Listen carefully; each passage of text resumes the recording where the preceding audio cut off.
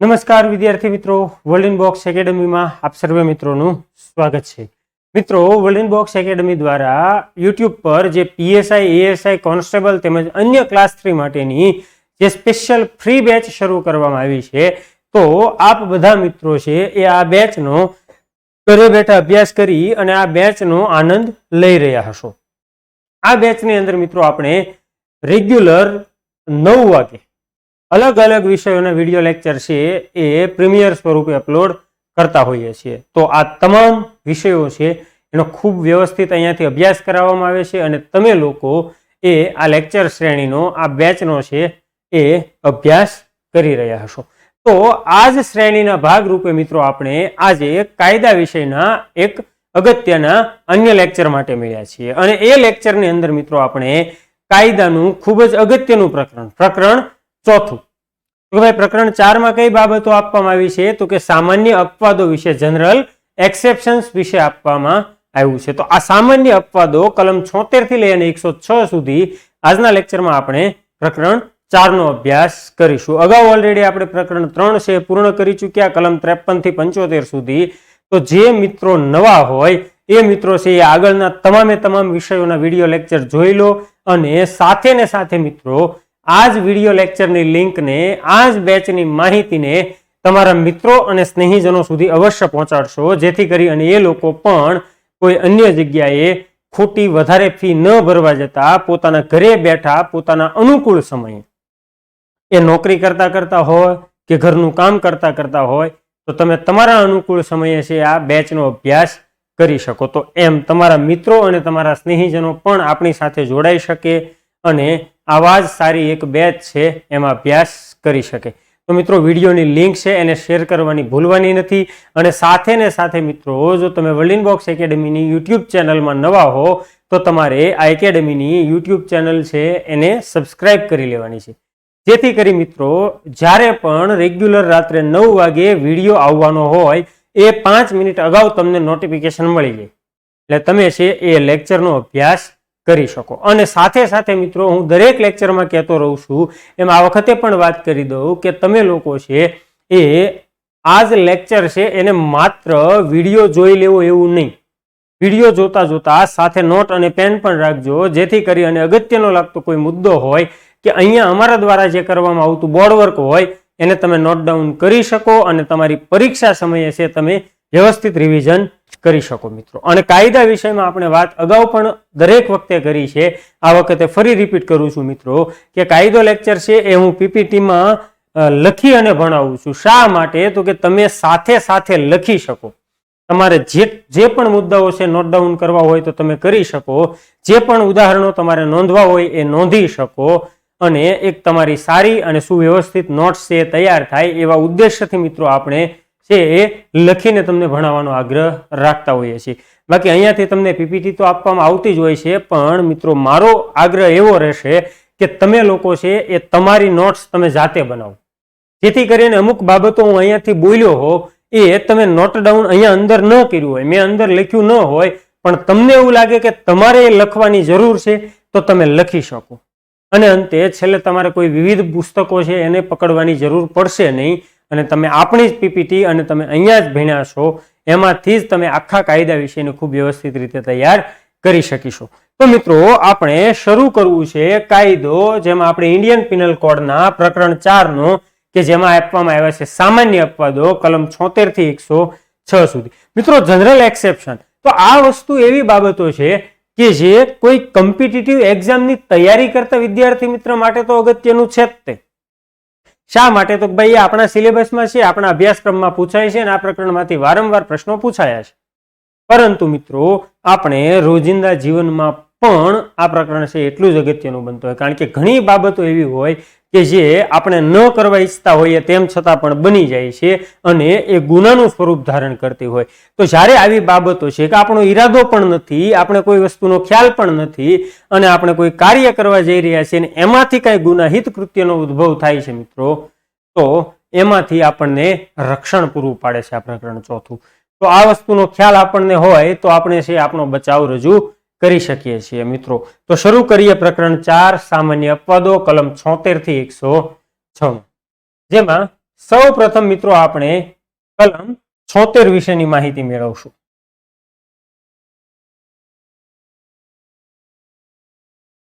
કલમ 76 અને આ કલમ 76 માં મિત્રો વાત કરવામાં આવી છે હકીકતની ભૂલ.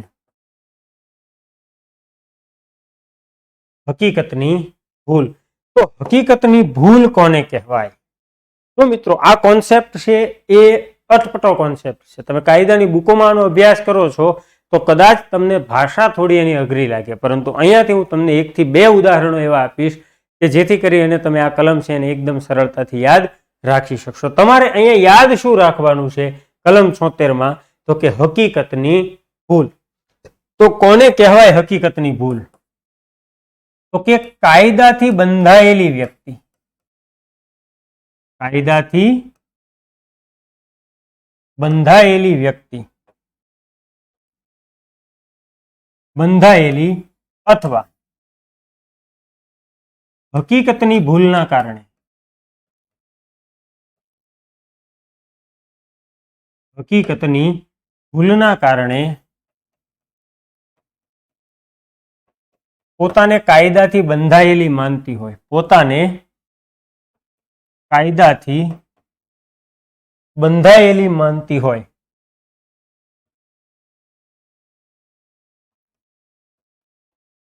બંધાયેલી માનતી હોય તેવી વ્યક્તિએ કરેલું કૃત્ય, તેવી વ્યક્તિએ કરેલું કૃત્ય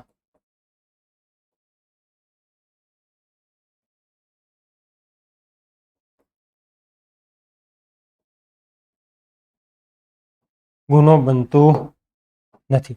એવી વ્યક્તિ મિત્રો તો કે કાયદાથી બંધાયેલી વ્યક્તિ અથવા તો હકીકતની ભૂલના કારણે. હકીકતની ભૂલ એટલે તો કે કોઈ વસ્તુની પરિસ્થિતિ છે એ આપણને ખ્યાલ હોય તેમ છતાં પણ એ કાર્ય કરવા માટે જો આપણે કાયદાથી બંધાયેલા હોઈએ તો એને હકીકતની ભૂલ કહેવાય. તો આવી હકીકતની ભૂલના કારણે કાયદાથી બંધાયેલી વ્યક્તિ છે અને આવી કાયદાથી બંધાયેલી વ્યક્તિ છે એ જ્યારે કોઈ કૃત્ય કરે છે તેવા કૃત્યને ગુનો માનવામાં આવતું નથી. મિત્રો ઉદાહરણ લઈએ એટલે આપ લોકોને વધુ સ્પષ્ટ થઈ જાય. તો પહેલું ઉદાહરણ આપણે એવું લઈ શકાય કે ઉપરી અધિકારીના હુકમથી, ઉપરી અધિકારીના હુકમથી પોલીસ કોન્સ્ટેબલ દ્વારા, પોલીસ કોન્સ્ટેબલ દ્વારા ફાયરિંગ કરવામાં આવે, પોલીસ કોન્સ્ટેબલ દ્વારા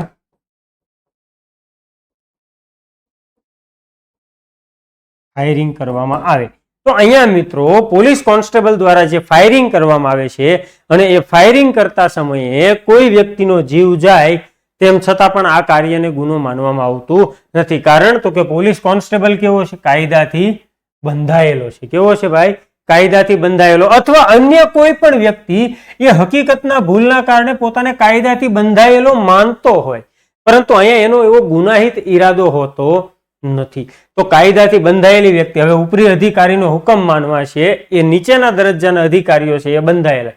આપણે સૌ જાણીએ છીએ કે ડીવાયએસપી નો હુકમ માનવા પોલીસ કોન્સ્ટેબલ બંધાયેલો છે. એવા સમયે ડીવાયએસપી સાહેબ દ્વારા પોલીસ કોન્સ્ટેબલને કહેવામાં આવે કે સામે જે રહ્યું ટોળું છે એ વધુ ઉગ્ર બનતું જાય છે, તો હવે એ કોઈ ગુનાહિત પ્રવૃત્તિ ન કરે એટલા માટે તમે એના ઉપર ફાયરિંગ કરો. અને પોલીસ કોન્સ્ટેબલ છે એ આવા સમયે ઉપરી અધિકારીના હુકમને માન આપીને ફાયરિંગ કરે છે અને આ કરાયેલા ફાયરિંગના કારણે એ ટોળામાં રહેલા કોઈ વ્યક્તિનો જો જીવ જાય અથવા તો ટોળામાં રહેલા કોઈ વ્યક્તિને જો મહાવ્યથા થાય તો અહીંયા પોલીસ કોન્સ્ટેબલ ઉપર ગુનો દાખલ કરી શકાતો નથી. શા માટે? તો કે આ પોલીસ કોન્સ્ટેબલ છે કેવો હતો? કાયદાથી બંધાયેલો હતો. અને અથવા તો એ હકીકતની ભૂલના કારણે એવું માનતો હતો કે પોતે કાયદાથી બંધાયેલો છે, પોતે પોતાના ઉપરી અધિકારીનો હુકમ માનવા બંધાયેલો છે, અને આ કન્ડિશનમાં થયેલું કૃત્ય છે એ મિત્રો ગુનો બનતું નથી. ત્યારબાદ બીજું ઉદાહરણ લઈએ મિત્રો કે એ નામના એક વ્યક્તિને અથવા એ નામના એક પોલીસ કોન્સ્ટેબલને, એ નામના પોલીસ કોન્સ્ટેબલ રાખીશું, તો કે એ નામના એક પોલીસ કોન્સ્ટેબલને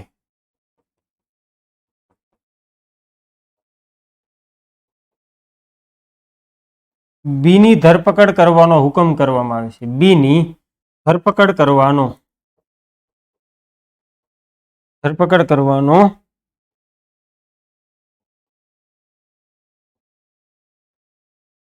હુકમ કરવામાં આવે છે. એ પૂરતી તપાસ કર્યા બાદ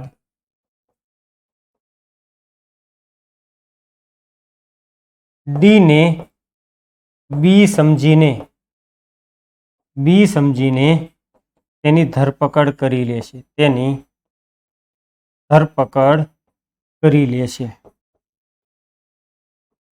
તો અહીં મિત્રો એનું કાર્ય પણ ગુનો બનતું નથી. શા માટે? તો કે એના ઉપરી અધિકારી દ્વારા શું કરવામાં આવ્યું હતું? હુકમ કરવામાં આવ્યો હતો અને એ વ્યક્તિ આ હુકમને માનવા બંધાયેલો હતો. તો કાયદાથી બંધાયેલો, અહીંયા આપણે એટલું જ યાદ રાખવાનું છે કે કાયદાથી બંધાયેલો વ્યક્તિ છે એ વ્યક્તિ હકીકતની ભૂલના કારણે જો કોઈ કૃત્ય કરે છે તો એવા કાર્યને ગુનો ગણવામાં આવતું નથી. કલમ 76 પ્રમાણે. તો બસ કલમ 76 માં બહુ સરળ શબ્દોમાં આપણે લખ્યું છે અને તમારે આ બે ઉદાહરણોથી છે આ કલમને તૈયાર કરવાની છે. અહીંયા આ એ નામના પોલીસ કોન્સ્ટેબલે પૂરતી તપાસ કરી હતી અને એ તપાસમાં કંઈક ભૂલ રહી ગઈ. એ હકીકતની કોઈ ભૂલના કારણે ડી ને શું સમજી લીધો? બી સમજી લીધો અને પોતાને કોને પકડવાનો હુકમ થયો તો બી ને પકડવાનો, એટલે ડી ને બી સમજીને પકડી લીધો. અહીંયા ડી એવું ન કહી શકે કે આ પોલીસ કોન્સ્ટેબલે છે એ મને બદનામ કરવાના ઈરાદાથી મારી ધરપકડ કરી છે કે મારું અપહરણ કર્યું છે, આવું કહી શકતો નથી. તો કલમ 73 હકીકતની ભૂલ, કાયદાથી બંધાયેલી વ્યક્તિ. ત્યારબાદ આગળ વધીએ મિત્રો તો કલમ 77 માં. તો કે કલમ 77 માં કીધું છે કે ન્યાયિક રીતે કાર્ય કરતા. કલમ 77 ન્યાયિક રીતે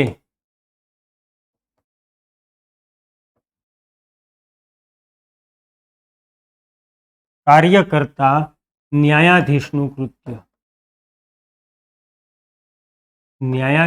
કૃત્ય ગુનો બનતું નથી.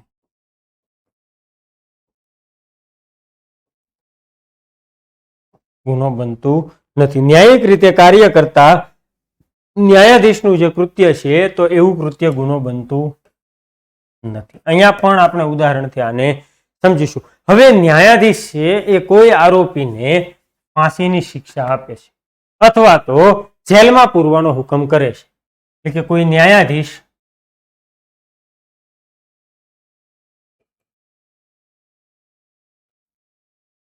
કોઈ આરોપીને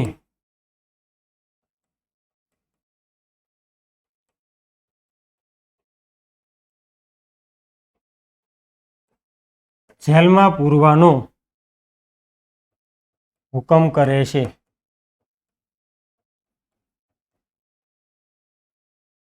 તો અહીં ન્યાયાધીશે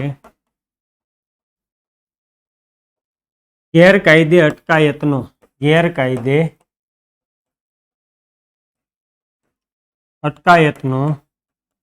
ગુનો કર્યો ગણાય નહીં. ન્યાયાધીશ શું કરે છે કે એ પોતે ન્યાયિક કાર્ય, જો મિત્રો અહીંયા ખાસ સમજો કે ન્યાયાધીશ છે એ ન્યાયિક કાર્ય કરતા હોય ત્યારે જ એનું કાર્ય ગુનો નહીં બને. બાકી એનું વ્યક્તિગત કોઈ કૃત્ય હશે મિત્રો તો એ વ્યક્તિગત કૃત્યને આ અપવાદનો લાભ મળવા પાત્ર થતો નથી. એટલે કે ન્યાયાધીશ છે એ કોઈ વ્યક્તિનું ખૂન કરી નાખે છે ન્યાયિક કાર્યના ભાગરૂપે નહીં પણ એની પર્સનલ દુશ્મનીના કારણે, તો આવા ન્યાયાધીશને અપવાદનો લાભ મળવા પાત્ર થશે નહીં. પણ જ્યારે આવો ન્યાયાધીશ છે એ ન્યાયિક કાર્ય કરતો હોય અને એમાં એને કોઈને જેલમાં પૂરવાનો હુકમ કર્યો તો એને ગેરકાયદે અટકાયત કરી ગણાતી નથી. સમજો મિત્રો, ગેરકાયદે અટકાયતની વ્યાખ્યા છે એ આઈપીસીની કલમ 340 માં આપવામાં આવી છે અને 339 માં ગેરકાયદે અવરોધ. હવે અવરોધ કોને કહેવાય? તો કે કોઈ વ્યક્તિ છે એને કોઈ એક ચોક્કસ દિશામાં જવાનો હક છે અને એને એક ચોક્કસ દિશામાં જતો અટકાવવો એટલે ગેરકાયદે અવરોધ. અને અટકાયત કોને કહેવાય? તો કે કોઈ વ્યક્તિને એક ચોક્કસ જગ્યાની અંદર પૂરી દેવું અથવા કોઈ ચોક્કસ જગ્યામાંથી બહાર નીકળવાની મનાઈ ફરમાવવી, તો એને શું કર્યું કહેવાય? ગેરકાયદે અટકાયત. હવે ન્યાયાધીશે શું કીધું કે ભાઈ જેલમાં પૂરો, તો જેલ એક ચોક્કસ જગ્યા, એક ચોક્કસ બેરેકની અંદર પૂરવાની વાત કરી. તેમ છતાં પણ ન્યાયાધીશનું કાર્ય ગેરકાયદે અટકાયત ગણવામાં આવતું નથી કલમ 77 પ્રમાણે. તો અહીંયા આપણે છે મિત્રો એ વ્યક્તિલક્ષી બધા અપવાદોનો અભ્યાસ કરી રહ્યા છીએ. આપણે કલમ 86 પૂર્ણ થાય એ પછી હું તમને છે એનું વિવરણ કરીશ કે 76 થી 86 માં આપણે આવા અપવાદો ભણ્યા. ત્યારબાદ 87 થી 94 માં આપણે આવા અપવાદો ભણશું. કલમ 95 માં આપણે નજીવી હાનિ ભણશું અને 96 થી 106 માં આપણે સ્વ બચાવના અધિકાર વિશેની વાત કરીશું. તો આ વ્યક્તિ સંબંધી અપવાદોના ભાગરૂપે છે આપણે બીજી કલમ અહીંયા પૂર્ણ કરી કે ન્યાયિક રીતે કાર્ય કરતા ન્યાયાધીશનું કૃત્ય છે તો આવા કૃત્યને ગુનો ગણવામાં આવતું નથી. એ જ રીતે મિત્રો આગળ વાત કરીએ તો કલમ 78 માં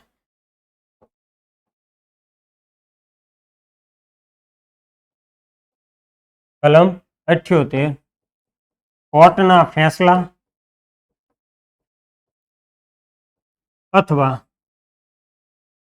હુકમ અનુસાર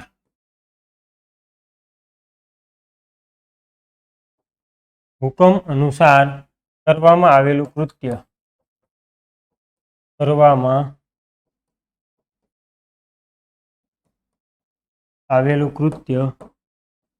એ ગુનો બનતું નથી. કોર્ટના ફેંસલા અથવા તો હુકમ અનુસાર કરવામાં આવેલું કૃત્ય એ ગુનો બનતું નથી. હવે કોઈ કોર્ટે છે એ કોઈ ચુકાદો આપ્યો હોય, જેમ કે અહીંયા આપણે ઉદાહરણ લઈ શકાય મિત્રો જલ્લાદનું કૃત્ય.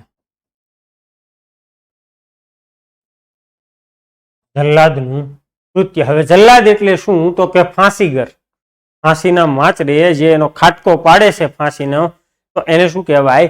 જલ્લાદ કહેવાય. તો આવો જે જલ્લાદ છે એ જ્યારે કોઈ ન્યાયાધીશ છે, કોઈ ન્યાયની કોર્ટ છે, એ કોઈ વ્યક્તિને ફાંસીની સજાનો હુકમ કરે છે તો એને ફાંસી આપવાનું કાર્ય કોણ કરે છે? જલ્લાદ કરે છે. તો અહીંયા કોર્ટના ફેંસલા કે એના હુકમ અનુસાર એના આદેશને આધીન આવો જલ્લાદ છે કોઈ વ્યક્તિને ફાંસીની શિક્ષા આપે છે તો અહીંયા જલ્લાદનું કૃત્ય પણ ગુનો માનવામાં આવતું નથી કલમ 78 પ્રમાણે. હવે મિત્રો અહીંયા કાર્ય કરનાર વ્યક્તિ છે, કૃત્ય કરનાર વ્યક્તિ છે એ શુદ્ધ બુદ્ધિથી માનતો હોવો જોઈએ કે એનું કાર્ય કેવું છે? કોર્ટના ફેંસલા કે હુકમ અનુસારનું છે. હવે અહીંયા કોર્ટને એવો ફેંસલો કે હુકમ આપવાની સત્તા હતી કે નહોતી એ 2 નંબરની વસ્તુ છે, સમજો. એ અહીંયા મહત્વનું બનતું નથી.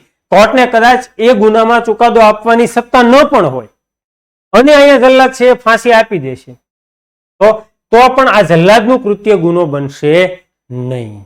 કારણ તો કે જલ્લાદ પોતે શુદ્ધ બુદ્ધિથી માની રહ્યો છે કે એ જે કાર્ય કરી રહ્યો છે એવું છે કાયદા અનુસાર છે, કોર્ટના ફેંસલા કે હુકમ અનુસારનું કાર્ય છે, એટલા માટે કલમ 78. ત્યારબાદ આગળ મિત્રો કલમ 79 માં વાત કરી છે કાયદાની ભૂલ.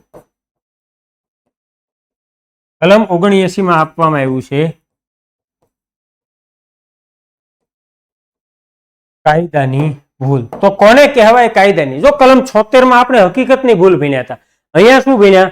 કાયદાની ભૂલ ભણ્યા. તો કાયદાની ભૂલને સમજીએ મિત્રો કે કોઈ કૃત્ય કરવું પોતાના માટે કાયદાનું મત હોય અથવા કાયદાની ભૂલના કારણે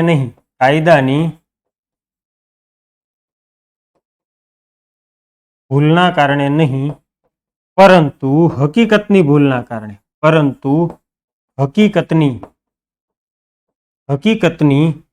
ભૂલના કારણે કોઈ કૃત્ય કરવું પોતાના માટે કાયદાનું મત હોય તેમ માનતી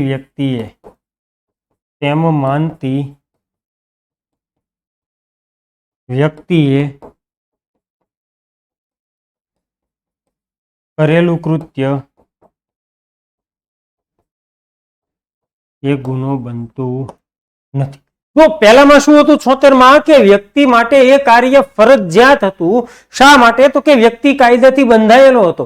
જ્યારે અહીંયા વ્યક્તિ કાયદાથી બંધાયેલો નથી, પણ વ્યક્તિ એવું મત છે એના માટે, એવું માનવાનું એના માટે કારણ છે કે કાયદામાં આવું કંઈક અમને કહેવામાં આવ્યું છે, કાયદા પ્રમાણેની અમારી આવી કંઈક ફરજ છે, અને આવી ફરજ માની અને કોઈ વ્યક્તિ કોઈ કૃત્ય કરે છે તો એને શું માનવામાં આવશે? કાયદાની ભૂલ માનવામાં આવશે. હવે કોઈ કૃત્ય કરવું પોતાના માટે કાયદાનું મત હોય. અહીંયા જો પહેલામાં વ્યક્તિ કાર્ય ન કરે તો એને ખાતાકીય શિક્ષા પણ થઈ શકે, દંડ પણ થઈ શકે, એને એના ઉપરી અધિકારીના હુકમનો અનાદર પણ ગણી શકાય કલમ 76 માં.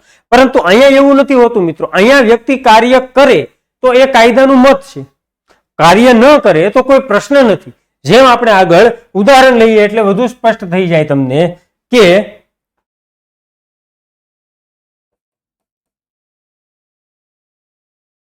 એ નામનો એક વ્યક્તિ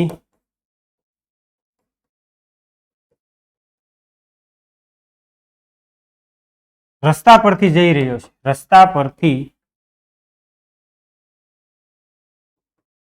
જઈ રહ્યો છે, તે સમયે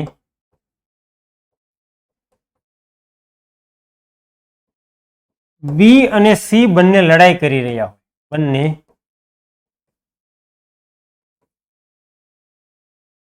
લડાઈ કરી રહ્યા હોય છે.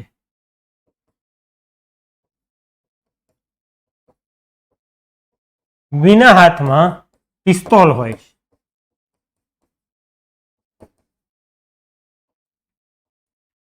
તેથી એ નામનો વ્યક્તિ આ પિસ્તોલ ઝૂંટવીને આ પિસ્તોલ ઝૂંટવીને સીને ગોળી મારી દેશે, સીને ગોળી મારી દેશે અને સીનું મૃત્યુ થાય છે, અને સીનું મૃત્યુ થાય છે. તો અહીં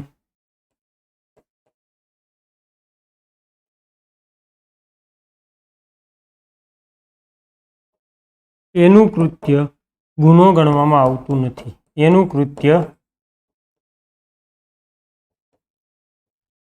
ગુનો ગણવામાં આવતું નથી. સમજો હવે અહીંયા એ છે રસ્તા ઉપરથી ચાલ્યો જાય છે. બી અને સી બંને મિત્રો શું કરી રહ્યા છે? લડાઈ કરી રહ્યા છે. હવે બી ના હાથમાં પિસ્તોલ છે એવું એ નામનો વ્યક્તિ જોવે છે, એટલે એને શું લાગે છે કે હમણાં બી છે એ સીને મારી નાખશે. તો આવું માનીને આ એ નામનો વ્યક્તિ છે શું કરે છે? પિસ્તોલ ઝૂંટવી લે છે, અને એ જ પિસ્તોલથી સીને ગોળી મારી દે અને સીનું મૃત્યુ થઈ જાય. તો અહીંયા એનું કાર્ય ગુનો નથી. શા માટે? તો કે સ્વ બચાવનો અધિકાર, સ્વ બચાવનો અધિકાર કલમ 96 માં તમે ભણશો સ્વ બચાવ, અને 97 માં કીધું છે કે શરીર અને મિલકતનો સ્વ બચાવ. એ જ રીતે કોઈ અન્ય વ્યક્તિના શરીર અને અન્ય વ્યક્તિની મિલકતનો બચાવ કરવાનો પણ આપણને અધિકાર છે. અને અહીંયા એ નામનો વ્યક્તિ આ જ વસ્તુ કાયદાનું મત હતું એના માટે માનવા માટે એની પાસે કારણ હતું કે કાયદામાં ક્યાંક આવું લખ્યું છે કે આપણે પોતાના શરીરનું રક્ષણ કરી શકીએ એમ અન્ય વ્યક્તિના શરીરનું પણ રક્ષણ કરી શકીએ. તો આવું કાયદાનું મત માનીને એ આ કૃત્ય કરે છે, માટે એનું કાર્ય ગુનો બનતું નથી. જો અહીંયા એ છે એ નીચું મોઢું કરીને વયો જાય તો અહીંયા એને કોઈ શિક્ષા નહીં થાય. એને કોઈએ કીધું નથી કે તું પિસ્તોલ ઝૂંટવીને સીને ગોળી મારી દે. જ્યારે પોલીસ કોન્સ્ટેબલ હોત તો એના માટે આ કાર્ય ફરજિયાત હોત કે એને સીને પકડી લેવો જોઈએ, પરંતુ એ માટે આવું કોઈ ફરજિયાત નહોતું. પણ એ માટે શું હતું? કાયદાનું મત હતું, અને એટલા માટે એને આ કૃત્ય કર્યું હતું. તો અહીંયા એનું કાર્ય છે એને ગુનો માનવામાં આવતું નથી. તો કલમ 76 હકીકતની ભૂલ હતી અને કલમ 79 માં કાયદાની ભૂલ હતી. તો તો હકીકતની ભૂલ કોને કહેવાય? તો કે કાયદાથી બંધાયેલી વ્યક્તિ કોઈ કૃત્ય કરે છે તો એને હકીકતની ભૂલ કહેવાય. અને જ્યારે કાયદાનું મત માનીને કોઈ વ્યક્તિ કઈ કૃત્ય કરે છે તો એને કાયદાની ભૂલ કહેવાય. હકીકતની ભૂલ અને કાયદાની ભૂલ એ બંને ગુનો બનતી નથી. અને આ કલમથી મિત્રો દેશનો દરેક નાગરિક કાયદો જાણે છે એવું અનુમાન કરી લેવામાં આવે છે. કે અહીંયા એવું અનુમાન કરશે કોર્ટ કે એ કાયદો જાણતો હતો અને એટલા માટે જ એને શું કર્યું? બીનો સ્વ બચાવ કરતા સમયે કૃત્ય કર્યું, માટે એનું કૃત્ય ગુનો બનતું નથી. કલમ 79. તો 76 હકીકતની ભૂલ, 77 ન્યાયિક રીતે કાર્ય કરતા ન્યાયાધીશનું કૃત્ય, 78 કોર્ટના ફેસલા કે હુકમ અનુસાર થયેલું કૃત્ય, અને 79 કીધું છે મિત્રો કાયદાની ભૂલ. ત્યારબાદ આગળ વધીએ મિત્રો કલમ 80 કે કાયદેસર કૃત્ય કરવામાં અકસ્માત થાય. કાયદેસર કૃત્ય કરવામાં અકસ્માત થાય તો તેવું કૃત્ય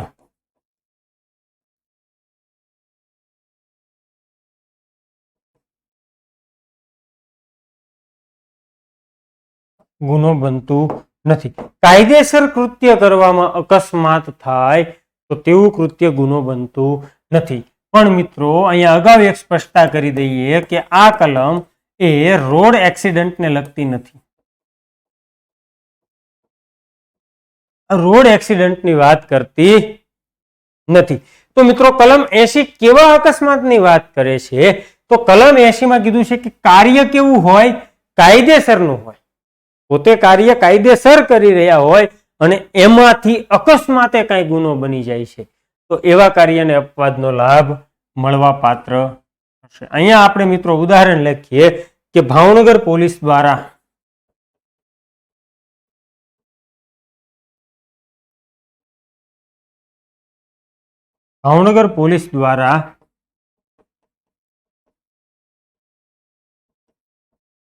પોતાનું વાર્ષિક ફાયરિંગ કરવામાં આવી રહ્યું છે.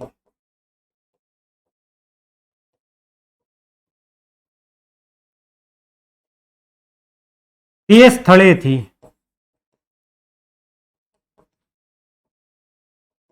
કોઈ એક વ્યક્તિ પસાર થાય છે અને આ ફાયરિંગના લીધે ગોળી વાગવાથી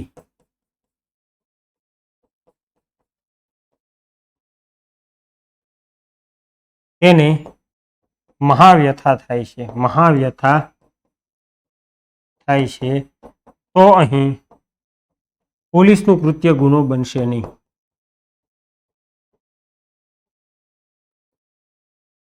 પોલીસનું કૃત્ય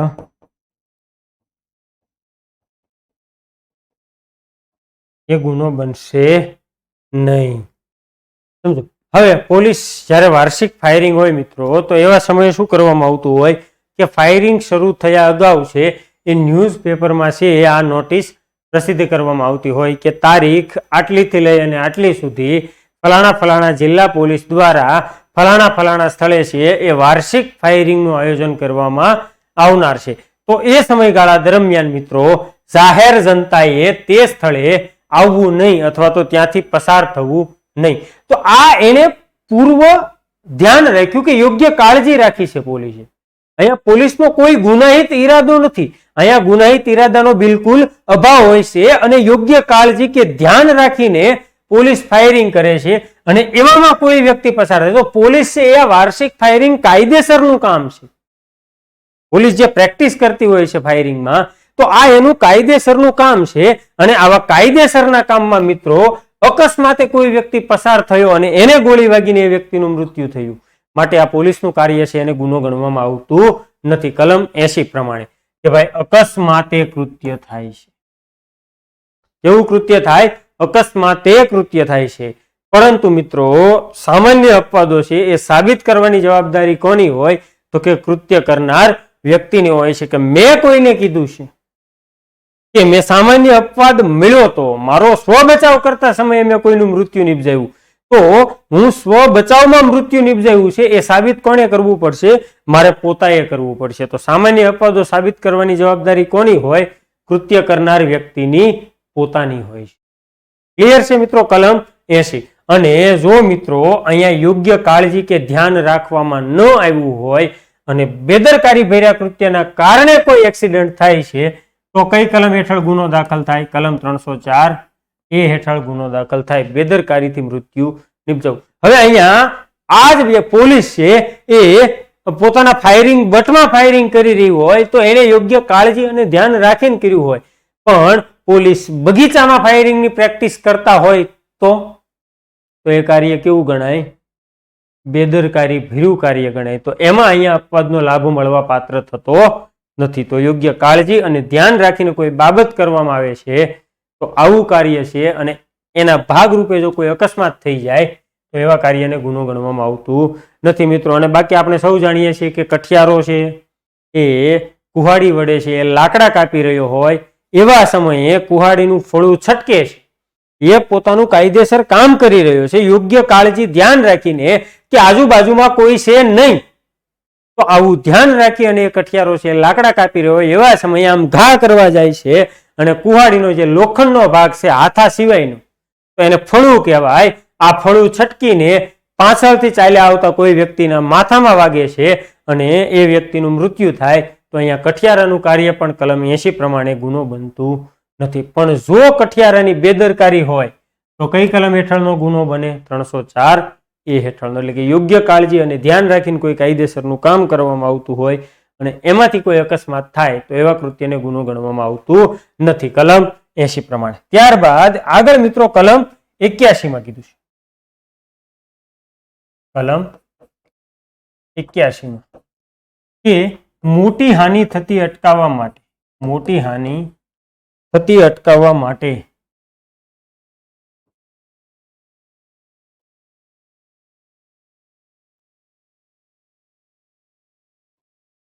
કોઈ નાની હાનિ કરવામાં આવે, કોઈ નાની હાનિ કરવામાં આવે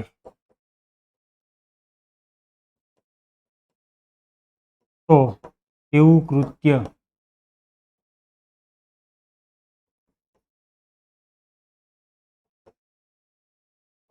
ગુનો બનતું નથી.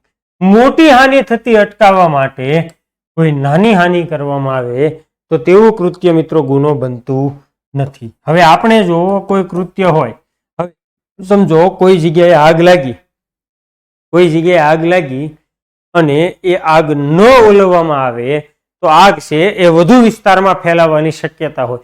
સપોઝ તમે સમજી લો કે કોઈ 5 મકાનો છે, 5 મકાનો છે, આ રીતે એક હરોળમાં 5 મકાનો છે.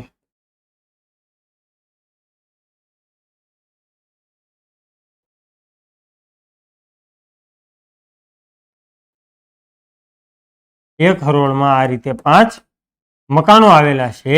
એ પૈકીના આ એક 3જા નંબરના મકાનમાં છે એ આગ લાગે છે. 3જા નંબરના મકાનમાં શું થાય છે? આગ લાગે છે. હવે આ આગને આગળ વધતી અટકાવવા માટે, આ આગને આગળ કે બંને દિશાએ વધતી અટકાવવા માટે એક વ્યક્તિ છે, એ નામનો એક વ્યક્તિ એ જેસીબી વડે આ મકાનને શું કરે છે? તોડી પાડે છે. તો અહીંયા એ નામના વ્યક્તિનું કાર્ય ગુનો બનશે નહીં. શા માટે ગુનો નહીં બને? તો કે એણે શું કર્યું કે આ જે નાની અત્યારે હાનિ છે એમાંથી મોટી હાનિ ન થાય, એટલે કે એક મકાનને જે આગ લાગી છે એ આગ હવે આગળના મકાનોમાં ન ફેલાય એવી મોટી હાનિ અટકાવવા માટે એ નામના વ્યક્તિ આવી નાની હાનિ કરી છે.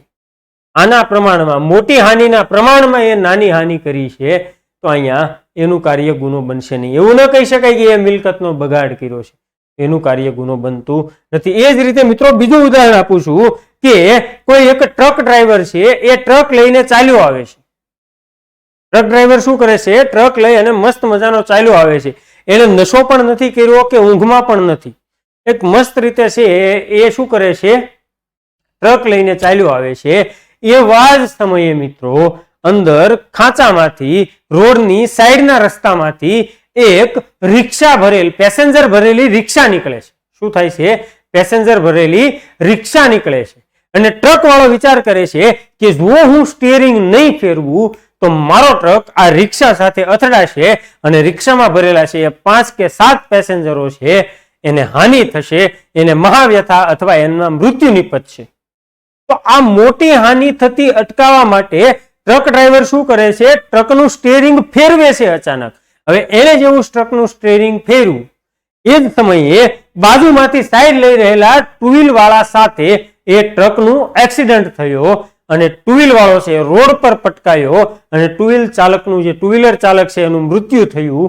તો અહીંયા પણ મિત્રો આ એનું કાર્ય આ જે ટ્રક ચાલક છે એનું કાર્ય ગુનો બનશે નહીં. શા માટે? તો કે એને મોટી હાનિ અટકાવવા માટે યોગ્ય કાળજી લીધી હતી, યોગ્ય કાળજી લીધી હતી અને ત્વરિત એને કાર્ય કરવું પડ્યું છે. તો અહીંયા એનું કાર્ય ગુનો બનતું નથી. હવે એવું ન કહી શકાય કે એને સાઈડના કાચમાં તો જોયું હોય ને કે પાછળથી ટુ વ્હીલ આવે છે. સાઈડના કાચમાં જોયું જ હોય, ટુ વ્હીલ આવે પણ છે, પણ જો ન ફેરવે તો આગળ રિક્ષા સાથે અથડાય. એટલે આ મોટી હાનિને અટકાવવા માટે નાની હાનિ કરે છે તો એવું કાર્ય ગુનો બનતું નથી. કઈ કલમથી? કલમ 81 પ્રમાણે. ક્લિયર છે મિત્રો? ત્યારબાદ આગળ વાત કરીએ મિત્રો કલમ 82. કલમ 82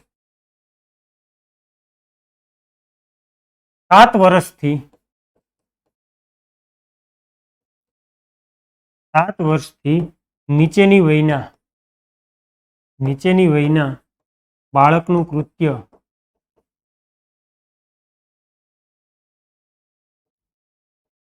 ગુનો બનતું નથી.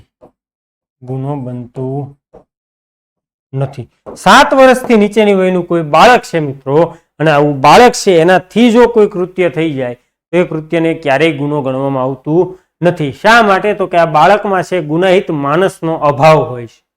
ગુનાહિત માણસ, આપણે જે મેન્સ રિયાની વાત કરીએ છીએ તો એવા ગુનાહિત માણસનો શું હોય? અભાવ હોય છે. તો 7 વર્ષથી નાની વયના બાળકનું કૃત્ય, અહીંયાથી તમને આંકડાકીય સવાલ પણ પૂછાઈ શકે, કેટલા વર્ષથી નાની વયના બાળકનું કૃત્ય ગુનો બનતું નથી? તો કે 7 વર્ષથી નાની વયના બાળકનું. અથવા એવો પ્રશ્ન કલમ સંબંધી પૂછાય કે 7 વર્ષથી નીચેની વયના બાળકનું કૃત્ય ગુનો બનતું નથી એવી જોગવાઈ આઈપીસીની કઈ કલમમાં છે? તો કલમ 83. તો અહીંયા ખાસ ખ્યાલમાં રાખીશું. ત્યારબાદ કલમ 83 ની વાત કરીએ મિત્રો તો કે 7 થી 12 વર્ષની વયના 7 થી 12 વર્ષની વયના અપરિપક્વ સમજવાળા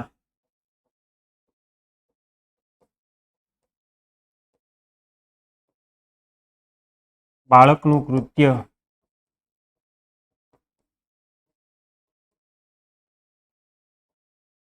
ગુનો બનતું નથી. 7 થી લઈ અને 12 વર્ષ. કેટલા વર્ષની વયના? 7 થી લઈ અને 12 વર્ષની.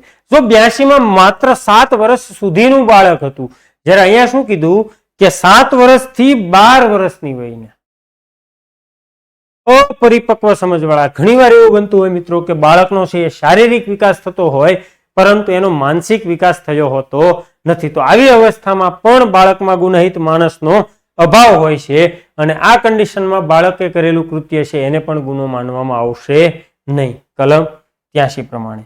બહુ સરળ કલમો છે મિત્રો, સરળતાથી એને સમજી શકાય છે. એટલે અહીંયા આપણે ઉદાહરણોની જરૂર લાગતી નથી, એટલે અહીંયા ઉદાહરણ આપતા નથી, કારણ કે આ સીધું યાદ રહી જાય છે. હવે જો ઉદાહરણને આમાં મિક્સ કરીએ ને તો તમારે યાદ રાખવાની માત્રા વધી જાય. એટલે આપણે એવું કરવું નથી, બિલકુલ સ્વીટ એન્ડ શોર્ટ, ઓછા સમયે વધુ તૈયાર થાય એટલા માટે આપણે અહીંયા ઉદાહરણો લખતા નથી. ત્યારબાદ આગળ વાત કરીએ મિત્રો કલમ 84. કલમ 84 અસ્થિર મગજની વ્યક્તિનું કૃત્ય. અસ્થિર મગજની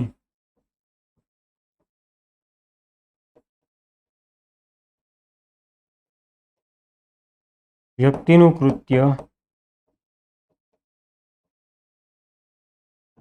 એ ગુનો બનતું નથી. કોઈ ગાંડો માણસ છે, કોઈ પાગલ વ્યક્તિ છે કે જે વ્યક્તિને પોતાના કાર્ય અને પોતાની વર્તણૂક, પોતે જે કરી રહ્યો છે એ વર્તણૂકનો ખ્યાલ નથી, તો આવો અસ્થિર મગજનો, આવો પાગલ વ્યક્તિ, આવો દીવાના માણસ એ કોઈ કૃત્ય કરે છે તો એવું કાર્ય પણ ગુનો બનતું નથી. પાગલ વ્યક્તિ છે આપણને થપાટ મારી દેશે, અહીંયા પાગલ વ્યક્તિનું કાર્ય એ ગુનો બનશે નહીં. અથવા તો ગાંડો માણસ છે રસ્તા ઉપર પથ્થર ઉછાળે છે અને એ પથ્થર ઉછાળતા સમયે આ પથ્થર છે કોઈ વાહન ચાલકના માથામાં વાગે, વાહન ચાલક સ્લીપ થાય છે અને એનું મૃત્યુ થાય છે. તેમ છતાં પણ અહીંયા આવા પાગલ વ્યક્તિનું કાર્ય છે એને ગુનો ગણવામાં આવતું નથી. અસ્થિર મગજની પાગલ વ્યક્તિ કે દીવાના માણસનું કૃત્ય. પણ અહીંયા માનસિક અસ્થિર મગજની દીવાના માણસની વાત કરવામાં આવી છે. અહીંયા પ્રેમના દીવાનાની વાત કરવામાં આવેલી. સમજાય છે? કલમ 84 કે અસ્થિર મગજની વ્યક્તિ છે જો કોઈ કૃત્ય કરશે તો એનું કાર્ય પણ ગુનો બનતું નથી. એ જ રીતે આગળ મિત્રો કલમ 85 માં કીધું છે, કલમ 85 કે ઈચ્છા વિરુદ્ધ કરાયેલા નશાના કારણે, ઈચ્છા વિરુદ્ધ કરાયેલા અથવા કરાવાયેલા, ઈચ્છા વિરુદ્ધ કરાયેલા નશાના કારણે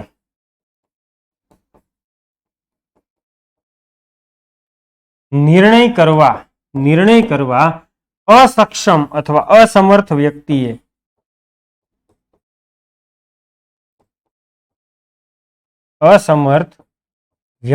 કરેલું કૃત્ય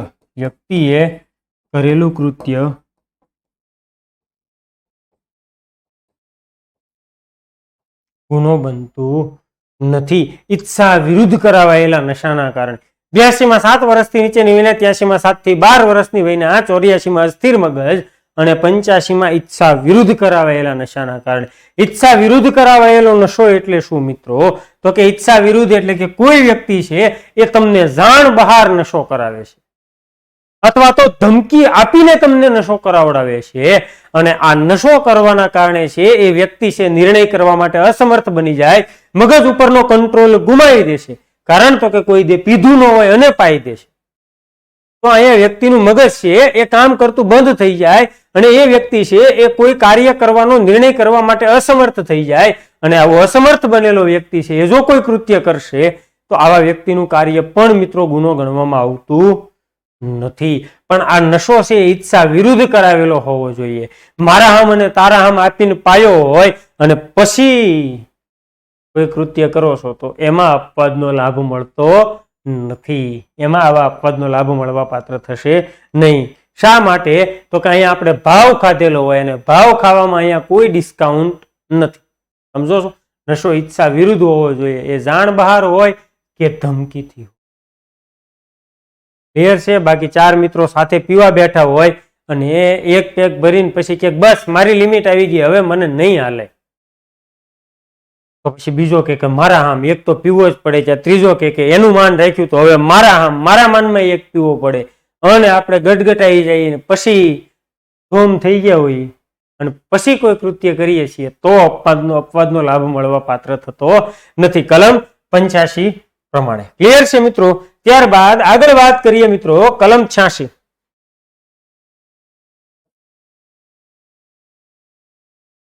નશો પોતાની ઈચ્છાથી કર્યો હોય.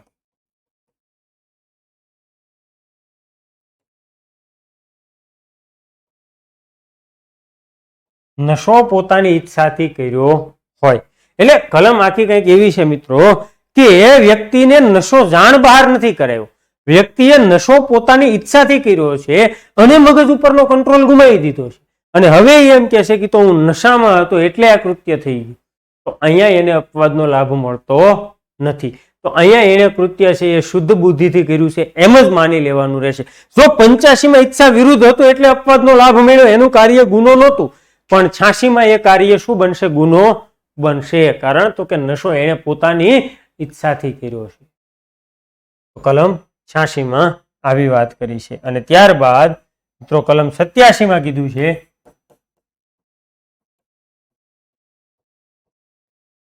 કે સંમતિથી મૃત્યુ કે મહાવ્યથા નિપજાવવાના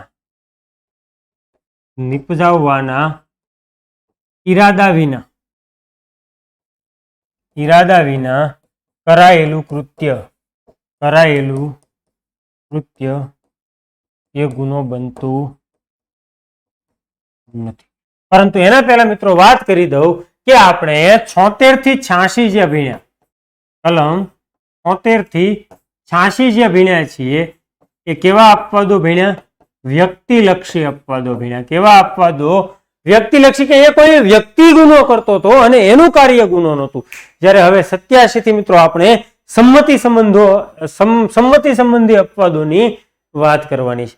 કે અહીંયા કૃત્ય 87 માં શું કીધું? કે સંમતિથી પણ મૃત્યુ કે મહાવ્યથા નિપજાવવાના ઈરાદા સિવાય, મૃત્યુ કે મહાવ્યથા, કોઈને મારી નાખવાનો કે એને મહાવ્યથા કરવાનો ઈરાદો હોવો જોઈએ નહીં.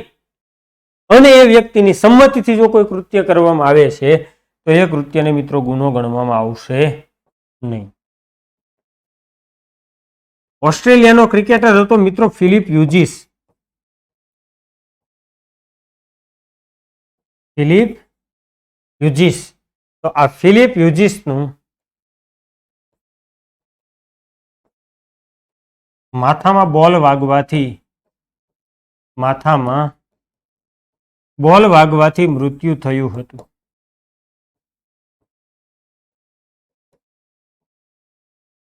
અહીં બોલરનું કૃત્ય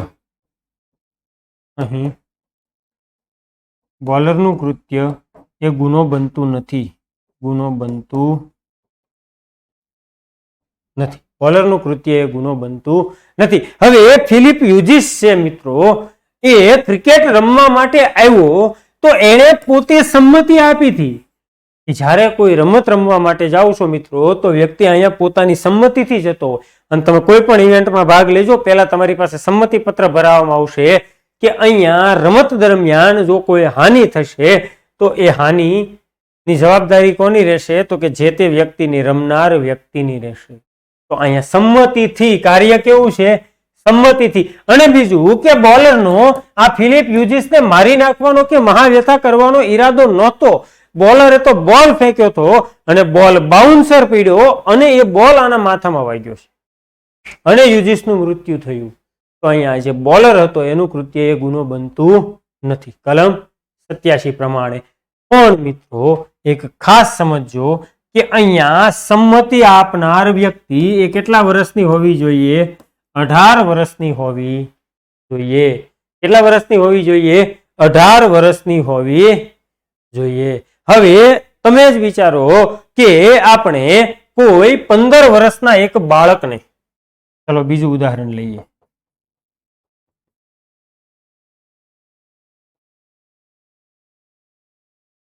15 વર્ષના બાળકને કેનાલમાં એટલે કે નહેરમાં નાહવા માટે લઈ જઈએ.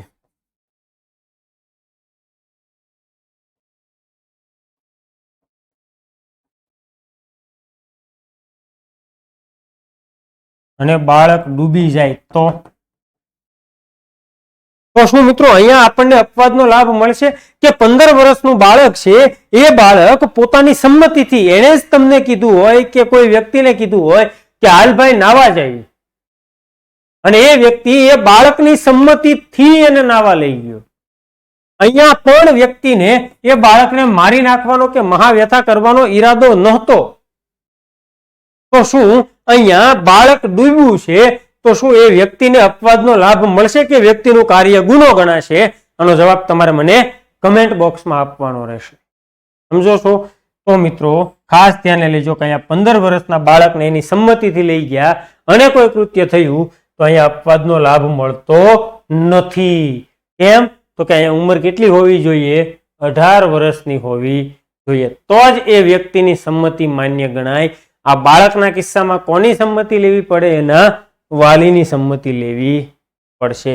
ક્લિયર છે મિત્રો? કલમ 87 તો કે ભાઈ સંમતિથી મૃત્યુ કે મહાવ્યથા નિપજાવવાના ઈરાદા સિવાય કરાયેલું કૃત્ય છે એવું કાર્ય એ ગુનો બનતું નથી. પણ મિત્રો જો અહીંયા મારી નાખવાના ઈરાદાથી જ એવું કૃત્ય કરવામાં આવ્યું હોય અને એ ઘટના સાબિત થઈ જાય તો પણ આ અપવાદનો લાભ મળવા પાત્ર થતો નથી કલમ 87 પ્રમાણે. ત્યારબાદ આગળ વધીએ મિત્રો કલમ 88.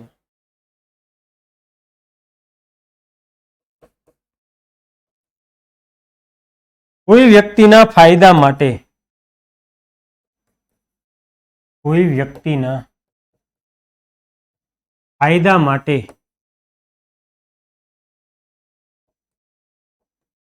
તેની સંમતિથી શુદ્ધ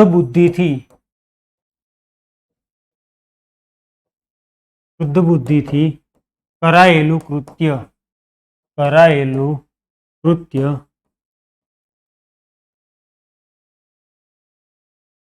ગુનો બનતું નથી. હવે 88 અને 87 માં ફરક શું મિત્રો? તો કે 87 માં એનો ફાયદો હોય કે ન હોય. સમજો, 87 માં જેની સાથે કૃત્ય થાય છે એ વ્યક્તિનો ફાયદો હોય કે ન હોય એ મહત્વનું બનતું નથી. જ્યારે 88 માં સ્પષ્ટતા કરી છે કે કોઈ વ્યક્તિના ફાયદા માટે કોઈ કાર્ય કરવામાં આવે અને એ કાર્ય કેવું હોય? શુદ્ધ બુદ્ધિથી થયેલું હોય. કેવું હોય? શુદ્ધ બુદ્ધિથી થયેલું હોય. એટલે કે યોગ્ય કાળજી. અહીંયા પણ મૃત્યુ નિપજાવવાનો કે મારી નાખવાનો ઈરાદો હોતો નથી. શુદ્ધ બુદ્ધિથી એના ફાયદા માટે કોઈ કાર્ય કરો છો અને એમાં કોઈ ગુનો બની જાય તો એવું કાર્ય પણ મિત્રો ગુનો ગણવામાં આવતું નથી. અહીંયા આપણે એક ઉદાહરણ લઈ શકીએ કે ડોક્ટર કોઈ વ્યક્તિના ફાયદા માટે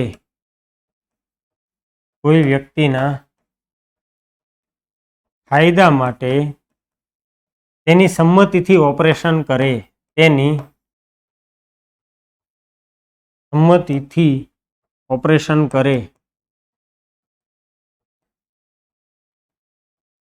અને દર્દીનું મૃત્યુ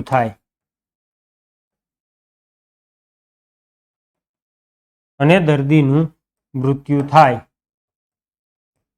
તો ડોક્ટરનું કૃત્ય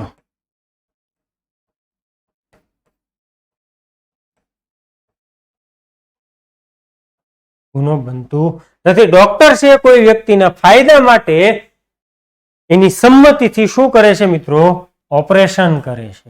અને આ ઓપરેશન દરમિયાન છે દર્દીનું મૃત્યુ થાય તો અહીંયા પણ ડોક્ટરનું કૃત્ય ગુનો બનતું નથી. કારણ તો કે ડોક્ટર છે ઓપરેશન કરતા પહેલા શું ભરાવશે?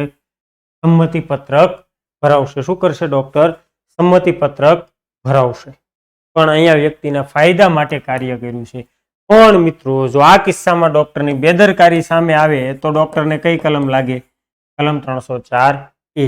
પરંતુ એને યોગ્ય કાળજી રાખીને એ વ્યક્તિના ફાયદા માટે કોઈ કૃત્ય કર્યું હોય તો અહીંયા પણ ડોક્ટરનું કાર્ય ગુનો બનશે નહીં. દર્દીના ફાયદા માટે ડોક્ટરે એની સંમતિથી અને શુદ્ધ બુદ્ધિથી કાર્ય કર્યું છે. સપોઝ મિત્રો ડોક્ટર નશો કરીને ઓપરેશન કરતો હોય તો આ અપવાદનો લાભ મળવા પાત્ર થતો નથી. કલમ 88 પ્રમાણે. ત્યારબાદ આગળ વાત કરીએ મિત્રો કલમ 89 માં.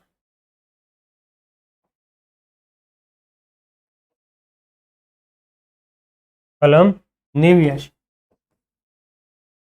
12 વર્ષથી નીચેની વયના અથવા પાગલ વ્યક્તિના 12 વર્ષથી નીચેની વયના અથવા પાગલ વ્યક્તિના ફાયદા માટે તેના વાલીએ કે વાલીની સંમતિથી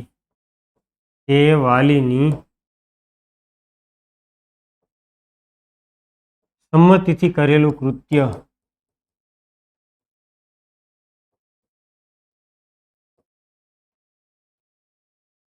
ગુનો બનતું નથી. 12 વર્ષથી નીચેની વયનું કોઈ બાળક હોય કે પાગલ વ્યક્તિ હોય. હવે ડોક્ટર છે એ કોઈ પરિપક્વ કોઈ પુખ્ત વયની વ્યક્તિનું ઓપરેશન કરે છે તો એની સંમતિથી કરે તો એ વેલિડ છે.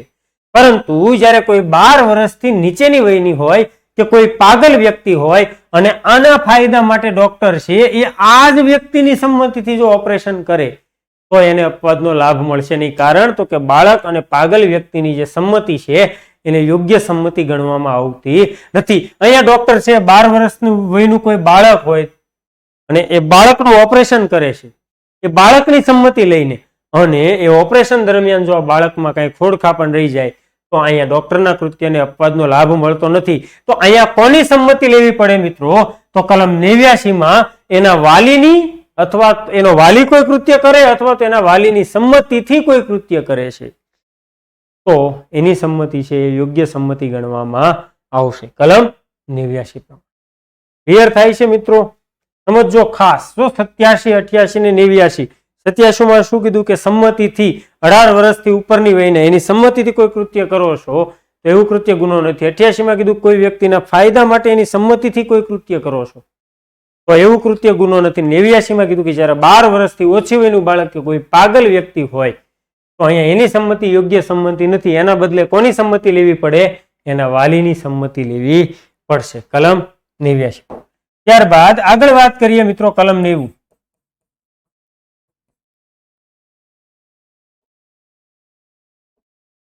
સંમતિ જે ભય અથવા ખોટા ખ્યાલના લીધે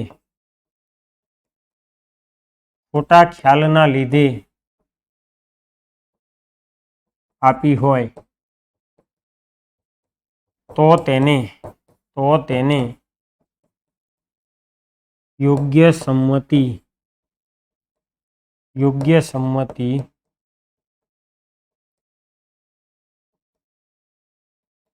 ગણવામાં આવશે નહીં. સંમતિ કેવી હોય? ભય. કોઈ વ્યક્તિએ ડરાવી ધમકાવીને સંમતિ મેળવી લીધી હોય અથવા તો એના મનમાં ખોટો ખ્યાલ ઉત્પન્ન કરીને સંમતિ લીધી હોય તો એવી સંમતિને મિત્રો યોગ્ય સંમતિ ગણવામાં આવતી નથી. ઘણા પિક્ચરોમાં નથી બતાવતા કે કોઈ વ્યક્તિ છે એને અહીંયાથી વિદેશમાં લઈ જાય છે. વ્યક્તિ એની સંમતિથી જાય છે પરંતુ ખાસ સમજો કે એ જે વ્યક્તિ છે એના મનમાં ખોટો ખ્યાલ નાખવામાં આવે છે અને આવા ખોટા ખ્યાલના લીધે એ વ્યક્તિ સંમતિ આપે છે તેમ છતાં પણ એની સંમતિને યોગ્ય સંમતિ ગણવામાં આવતી નથી. તો આવી ભય, કોઈને ડરાવી ધમકાવીને સંમતિ લ્યો કે કોઈ વ્યક્તિની જમીન આપણા ખાતે લેવા માટે આપણે એને ધમકાવો છો કે જમીન ખાતે કરી દે નહીતર તારા છોકરાને ઉપાડ લેશું અને વ્યક્તિ સંમતિ આપે છે તો અહીંયા એ યોગ્ય સંમતિ નથી. શા માટે? તો કે વ્યક્તિએ ભય હેઠળ સંમતિ આપી છે તો આવી ભય અથવા ખોટા ખ્યાલના લીધે આપેલી સંમતિ છે એને પણ યોગ્ય સંમતિ ગણવામાં આવતી નથી. ત્યારબાદ કલમ 91 માં મિત્રો આગળ વાત કરીએ કે હાનિ થયા વિના પણ જે કૃત્યો ગુનો બને છે. કલમ 91. હાનિ થયા વિના પણ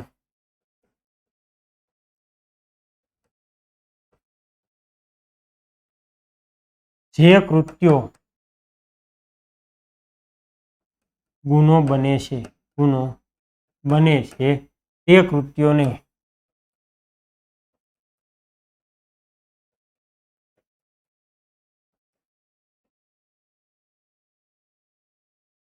બાકાત રાખવા બાબત. હાનિ થયા વિના પણ જે કૃત્યો ગુનો બને છે તે કૃત્યોને બાકાત રાખવા બાબત એટલે કે આવા કૃત્યોને અપવાદનો લાભ મળવા પાત્ર થતો નથી. હાનિ થયા વિના પણ જે કૃત્યો બને છે એનો મતલબ શું થાય મિત્રો? કે સ્ત્રીની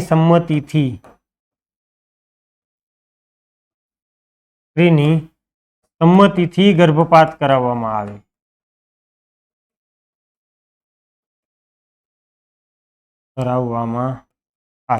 જો આવો ગર્ભપાત છે એ બાળકનો જીવ બચાવવા માટે કે સ્ત્રીનો જીવ બચાવવાના ઉદ્દેશ્યથી ન કરવામાં આવ્યો હોય અને કોઈ ગુનાહિત ઉદ્દેશ્યથી કરવામાં આવ્યો હોય તો.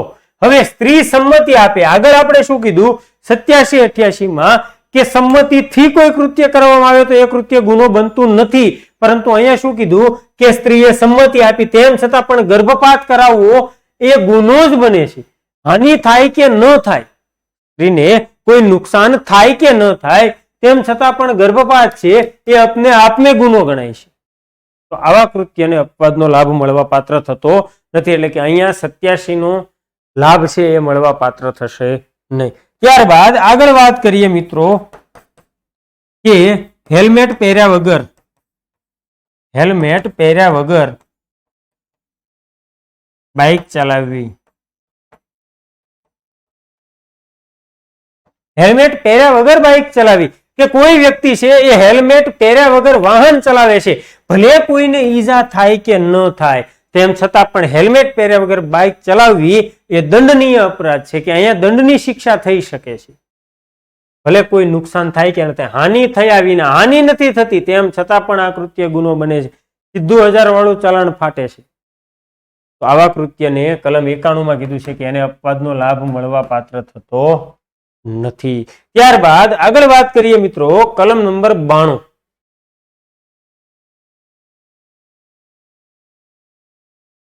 કલમ 92 કે કોઈ વ્યક્તિના ફાયદા માટે, કોઈ વ્યક્તિના ફાયદા માટે તેની સંમતિ વિના, તેની સંમતિ વિના શુદ્ધ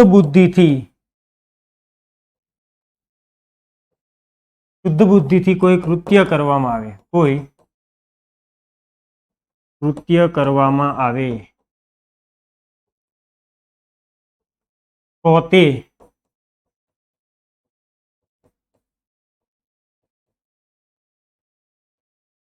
ગુનો બનતું નથી. કોઈ વ્યક્તિના ફાયદા માટે એની સંમતિ વિના. જો મિત્રો આપણે કલમ 88 માં શું કહેતા હતા કે કલમ 88 માં વ્યક્તિના ફાયદા માટે પણ એની સંમતિથી કૃત્ય કરવામાં આવતું હતું, જ્યારે 92 માં શું છે કે વ્યક્તિના ફાયદા માટે તો છે પણ એની સંમતિ વિના કોઈ કાર્ય થાય છે. તો અહીંયા મિત્રો આપણે ઉદાહરણ લઈ શકાય કે રોડ એક્સિડન્ટમાં કોઈ વ્યક્તિ છે એને હોસ્પિટલે લઈ જાઓ, અહીંયા ડોક્ટર છે એ સંમતિની રાહ જોતા હોતા નથી, પણ એ વ્યક્તિના ફાયદા માટે એની સંમતિથી અને શુદ્ધ બુદ્ધિથી, અહીંયા પણ ડોક્ટરનો મારી નાખવાનો કે મહાવ્યથા કરવાનો ઈરાદો નથી, પણ વ્યક્તિ પોતે બેભાન પીડ્યો છે એટલે સંમતિ આપવા માટે એ અસક્ષમ છે. તો એવી અવસ્થામાં વ્યક્તિ શુદ્ધ બુદ્ધિથી એની સંમતિ વિના એના ફાયદા માટે જો કોઈ કૃત્ય કરે છે તો એવા કાર્યને પણ મિત્રો ગુનો ગણવામાં આવતું નથી, કલમ 92 પ્રમાણે. તો મિત્રો આજના લેક્ચરમાં છે આપણે કલમ 92 સુધી રાખીશું. નેક્સ્ટ ટાઈમ કલમ 93 માં કીધું છે કે શુદ્ધ બુદ્ધિથી જણાવેલી હકીકત, તો ત્યાંથી આપણે નેક્સ્ટ લેક્ચરમાં આપણો આગળ અભ્યાસ કરીશું. તો ત્યાં સુધીમાં મિત્રો તમે છે એ આ લેક્ચરનો ખૂબ વ્યવસ્થિત રીતે અભ્યાસ કરી લેજો, સાથે નોટ બનાવતા રહેજો, વિડીયો છે એની લિંકને શેર કરવાની ભૂલવાની નથી, અને સાથે સાથે એકેડમીની ચેનલ છે એને સબસ્ક્રાઇબ કરવાનું પણ ભૂલવાનું નથી. અને જો મિત્રો વિડીયો ગમ્યો હોય તો વિડીયોને લાઈક કરવાનું અવશ્ય રાખશો, અને આપણી એટલી ફરજ બનતી હોય છે, આપણે સૌ જાણીએ છીએ. તો મળીએ મિત્રો નેક્સ્ટ ટાઈમ. ત્યાં સુધી વ્યવસ્થિત તૈયારી કરો અને તંદુરસ્ત રહો એવી શુભકામનાઓ. Thank you so much. જય હિન્દ.